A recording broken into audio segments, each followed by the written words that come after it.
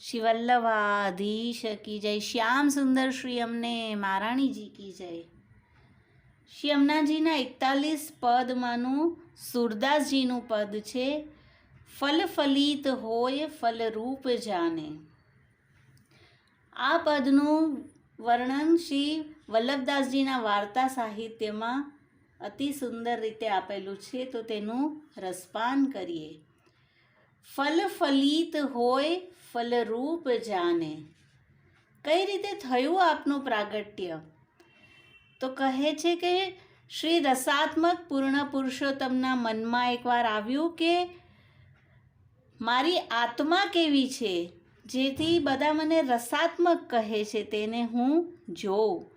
તો આપે આપની આત્મા બહાર પ્રગટ કરીને જોઈ શ્રી સ્વામીજી રૂપ આત્મા જોઈને આપ તેમાં પરમ મગ્ન થઈ ગયા, તલ્લીન થઈ ગયા, બીજું કંઈ સુધી ન રહી। અને જ્યારે બંને સ્વરૂપ પરસ્પર મળ્યા ત્યારે સંયોગ રસ પરમ આહ્લાદથી ત્રીજું સ્વરૂપ શ્રી અમનાજી પ્રગટ થયા છે।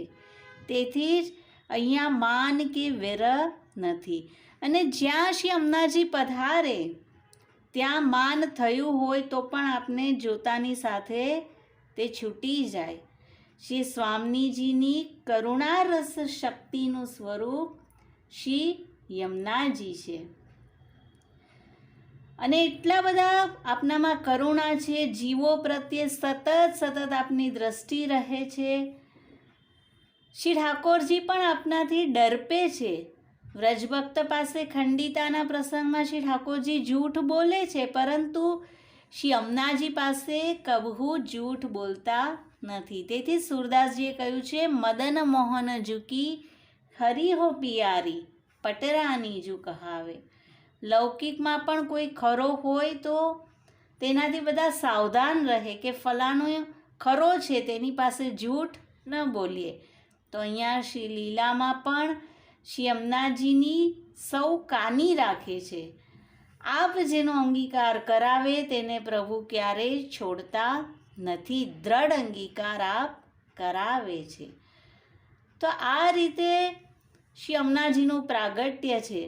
આગળ દેખી હું ન સુની તાહી કે આપની તાકી બાત કહો કેસે જુમાને। આ વાત કોઈની જોયેલી કે સાંભળેલી નથી, મહાઅગમ્ય છે। તેથી કોઈ પાસે કહીએ તો કોઈ કેવી રીતે માને કે આ રીતે શ્રી અમનાજીનું પ્રાગટ્ય થયું છે। શ્રી મહાપ્રભુજીની જેના પર અતિ કૃપા હશે તે જ આ વાત જાણી શકશે। તાહી કે હાથ નિર્મોલ નગ દીજીએ જોઈ નીકે કરી પરખી જાને।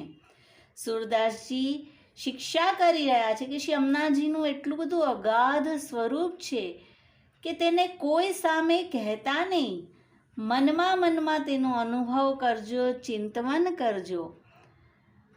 નિર્મોલ નગની પરખ તો જોહરી કરે છે। તેથી આ વાત જાણવાવાળા હોય તેને જ આ કહેજો, અધિકારી ન હોય તેને ન કહેતા। જોહરીના હાથમાં નગ એટલે કે રત્ન જાય તો તેની કિંમત થાય।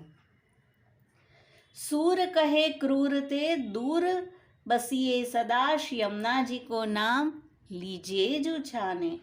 यदि કોઈ એવા અધિકારી જીવ નથી મળી રહ્યા તો સુરદાસજી કહે છે, શ્રી યમુનાજી રૂપી રત્નને પ્રગટ ન કરતા। ક્રૂર કોણ છે? અનાધિકારી છે, તે જ અહીંયા સુરદાસજી ક્રૂર બતાવી રહ્યા છે। અને તેનાથી સદા દૂર રહેજો, છુપાઈને શ્રી અમનાજીનું નામ લીધા રાખજો। શ્રી અમનાજીનું નામ ફલરૂપ છે। આપના ગુણગાન સ્મરણથી ફલરૂપ થઈ જશે। તો આ રીતે સુરદાસજી